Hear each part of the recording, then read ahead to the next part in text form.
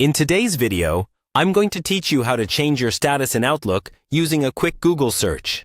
Let's start right at the beginning. Open your preferred web browser. This can be Chrome, Edge, Firefox, Safari, or any other modern browser you're comfortable with. At the top of the window, you'll see the address bar where you normally type in website links. Click there and type in google.com. If you're not already on the Google homepage, then press Enter. Once the Google search page has loaded, move your cursor to the main search box in the center of the screen.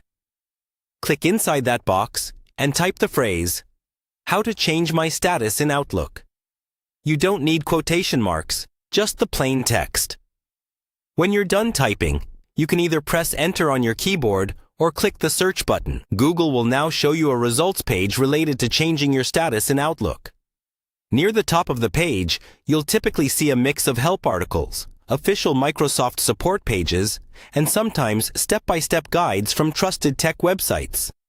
Look for results that clearly mention Outlook status, presence, or availability. These usually explain how to change things like available, busy, do not disturb, or similar options in Outlook or the connected communication app.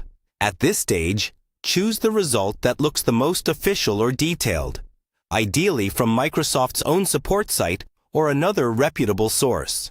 Click that link to open it in a new page. You should now see instructions that walk you through changing your status within the Outlook application or the associated status settings on your device. As you follow the guide, pay attention to whether it's describing the desktop app, the web version of Outlook, or the mobile app, and make sure you're comparing it to the version you're actually using. Buttons and menus can look slightly different depending on the platform, so taking a moment to confirm that match will save you confusion later. If the first article you open doesn't quite match what you're seeing on your screen, don't worry. Just go back to the Google Results tab and try another link from the list. Often, different guides will include screenshots or more up-to-date instructions that better reflect the current Outlook interface.